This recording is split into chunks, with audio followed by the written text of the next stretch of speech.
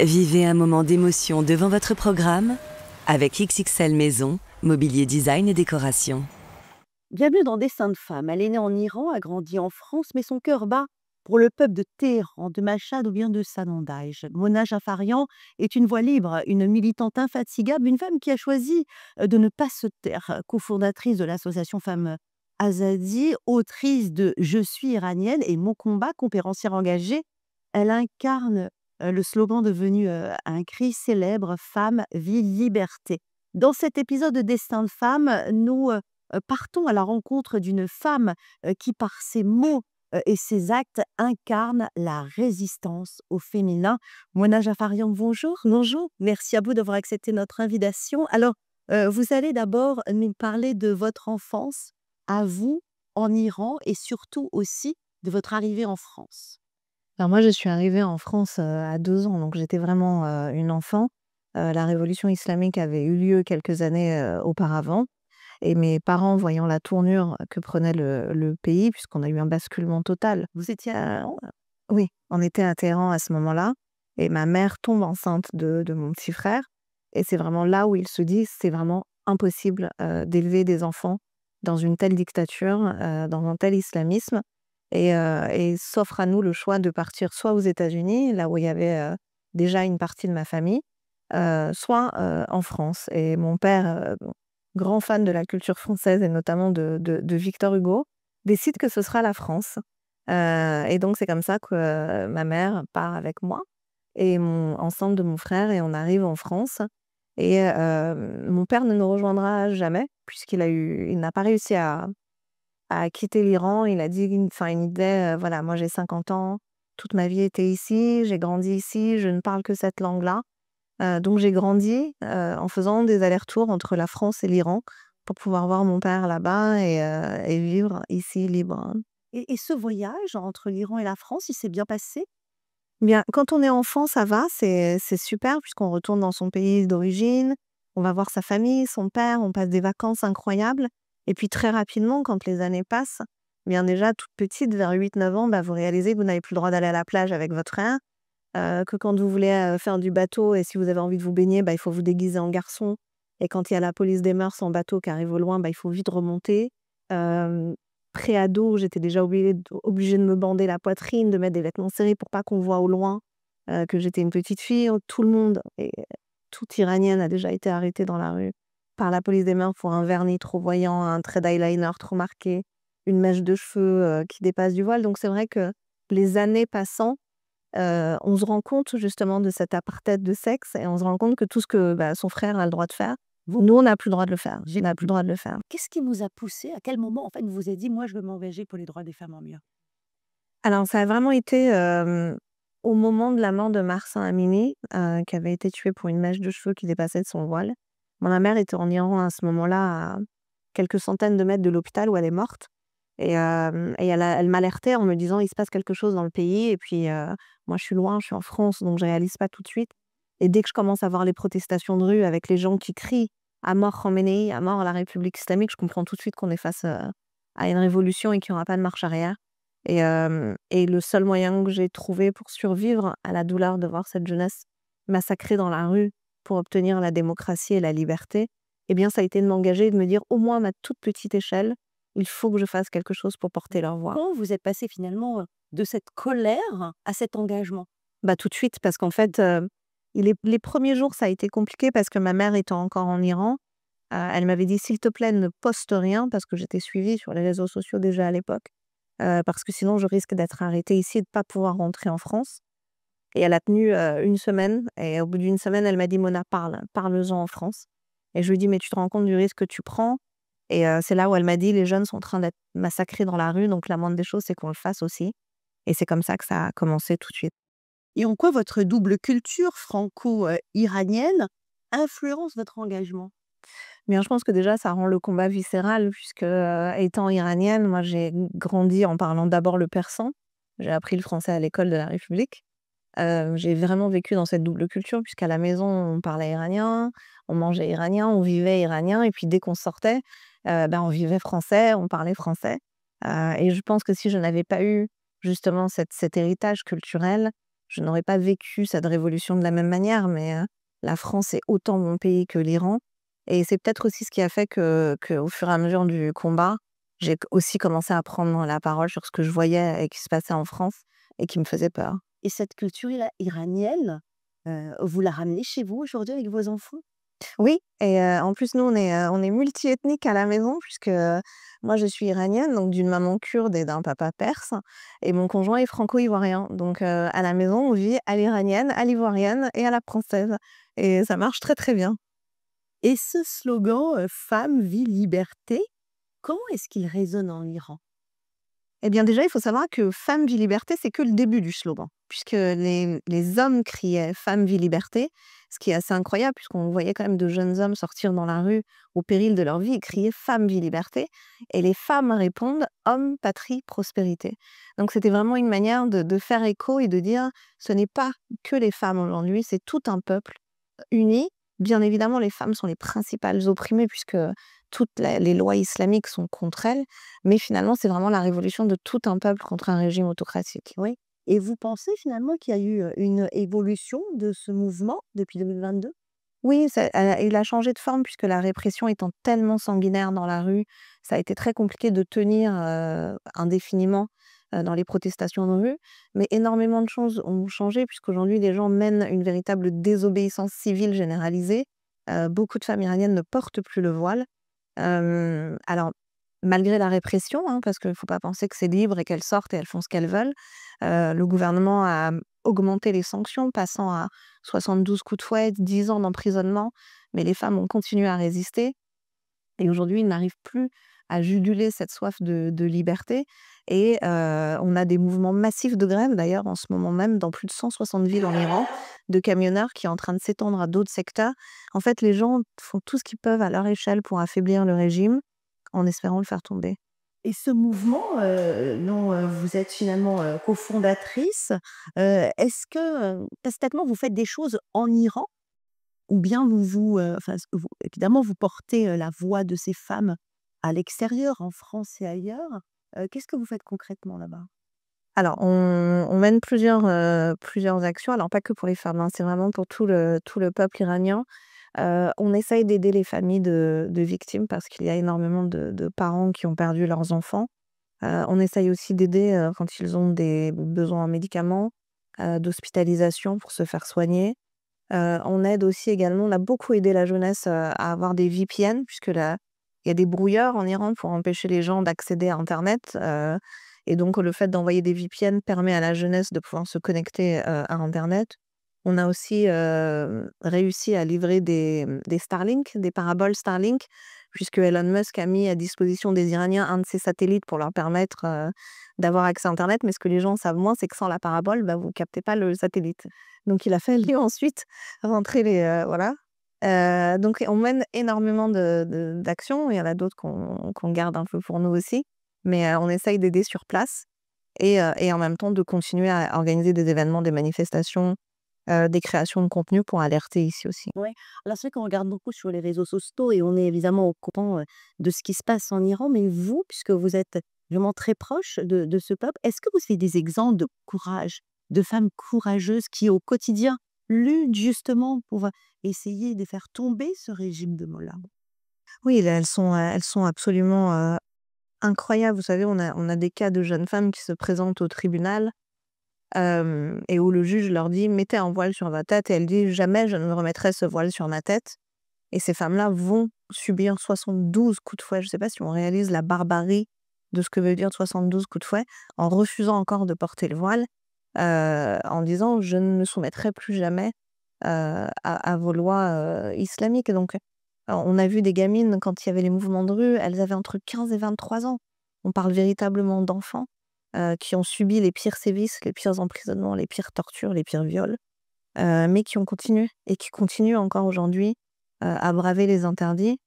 En fait, je pense qu'on est face à un peuple qui est tellement éclairé. Moi, je dis souvent un peuple de lumière, que même leur obscurantisme n'arrive plus, en fait, à canaliser, cette soif de démocratie, de laïcité et d'ouverture sur le monde. Alors on parlait évidemment du peuple iranien, mais j'aimerais quand même qu'on parle un petit peu plus des femmes. Moi, je voudrais que vous m'expliquiez le quotidien d'une femme en Iran, au Sunni, qu'est-ce que c'est?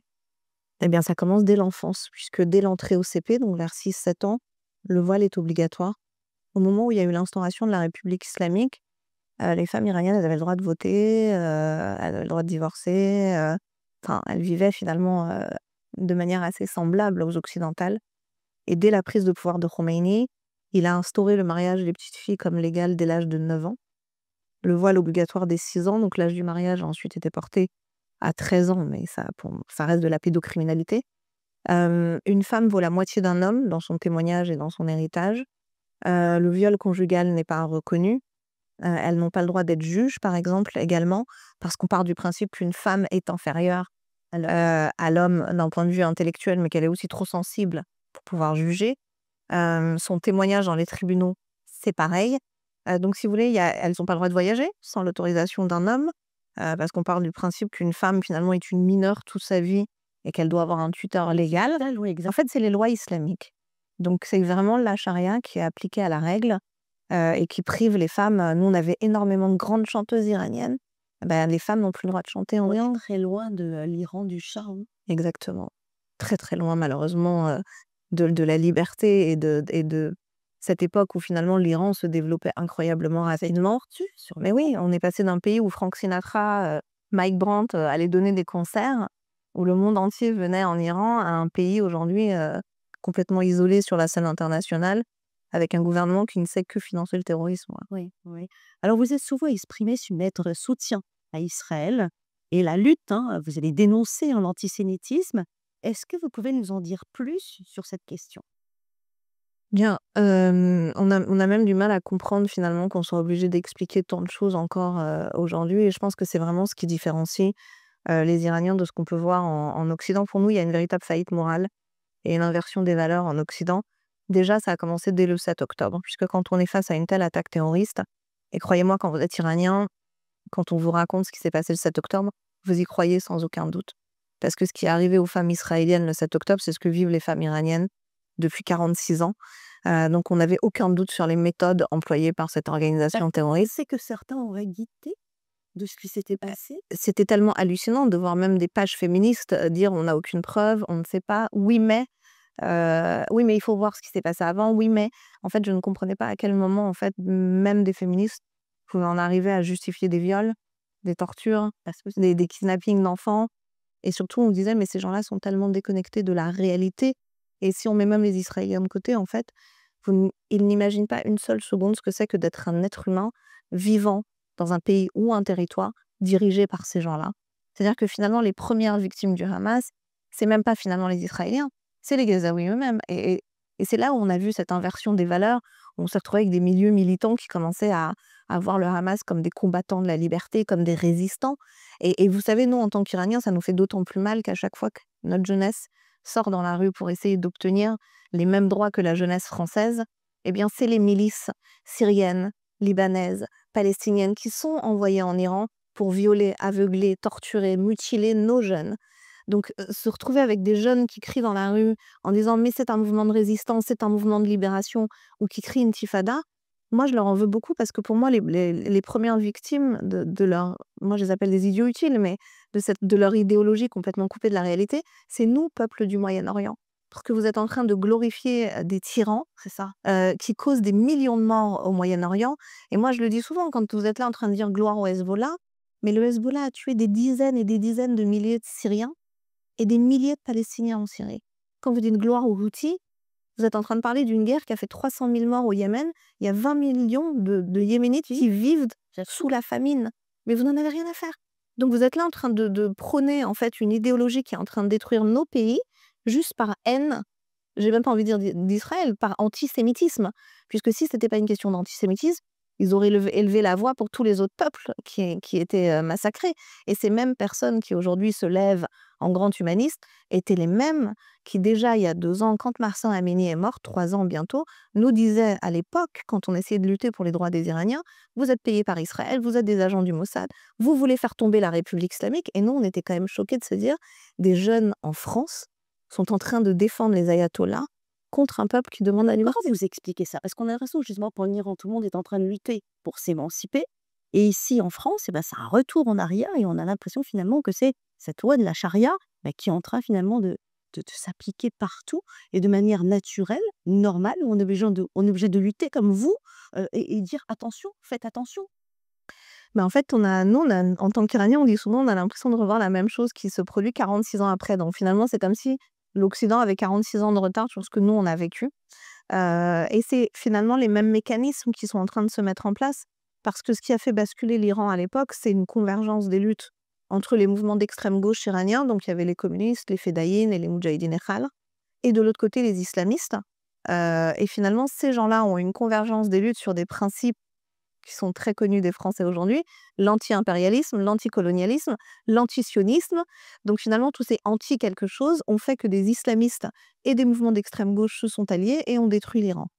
Et ce que nous, on voit aujourd'hui se mettre en place en Occident, déjà à l'époque soutenu par beaucoup d'intellectuels de gauche français, et c'est exactement ce qui est en train de se passer aujourd'hui. Si on regarde le paysage politique français, on voit bien que, par exemple, quand on regarde très à gauche, au niveau de LFI notamment, eh bien, on voit LFI défiler sans aucun problème, avec des imams radicalisés, avec des prêcheurs de haine, avec des gens qui font la promotion en permanence de la haine de la France et de la République. Et en fait, c'est des gens qui misent sur la radicalisation de la société, sur la polarisation de la société, pour finalement séparer et espérer gagner le pouvoir par la division et le chaos. Oui, Et c'est mais vous, vos opinions politiques, quand vous vous exprimez en France, on vous laisse librement vous exprimer? pas du tout. Et c'est ça, je pense, qui est le plus difficile pour nous aujourd'hui, c'est qu'il y a beaucoup de médias qui nous sont fermés, il y a beaucoup de médias qui refusent de nous inviter, et que dès lors qu'en tant qu'Iranienne, on prêche la laïcité et on explique à quel point il faut être vigilant sur la montée de l'intégrisme et de l'islamisme, mais pas pour les Français, pour les jeunes filles musulmanes en premier lieu. Qui sont les premières victimes de l'islamisme? C'est les jeunes femmes, en fait. C'est elles qu'il faut protéger en premier lieu de cette idéologie. Eh bien, on est tout de suite taxé d'être fasciste, d'extrême droite, nazi. On nous a même nazifiés. C'est quand même gros de se retrouver en France en tant qu'Iranienne et d'être nazifiée en tant que Ouais, femme. ce que j'aimerais qu'on dise ici quand même, Mona, c'est les risques que vous prenez en étant une activiste comme ça engagée. Je pense que comme toutes les personnes aujourd'hui en France qui prennent la parole, sur des thèmes qui pourtant devraient être, c'est des termes universalistes. Le vrai féministe, parce qu'on voit aujourd'hui du féminisme, l'universalisme, la laïcité, eh bien, on finit, sous protection policière alors. Aussi pour mes activités par rapport à la République islamique d'Iran, mais c'est vrai que je ne compte pas le nombre d'insultes, d'intimidations et de menaces de mort. Pression, vous la gérez comment? Au début, c'était compliqué parce que le plus difficile, c'est de ne pas céder à la haine. Parce qu'à force d'être insulté, à force d'être, menacé, on peut soi-même basculer dans une haine viscérale.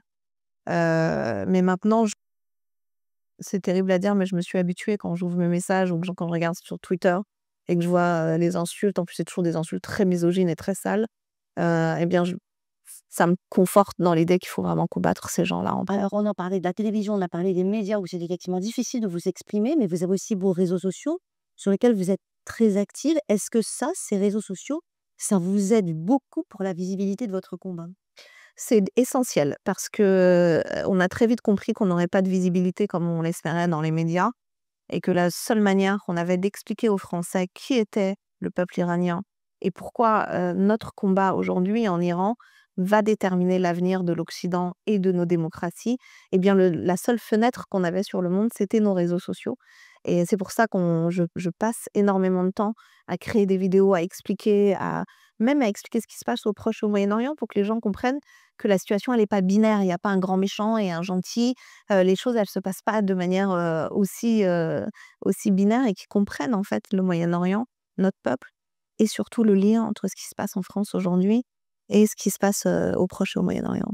Vous pensez que finalement, c'est en train d'avancer dans le bon sens? On a vu cet Iranien gagner la Palme d'Or à Cannes. Ouais.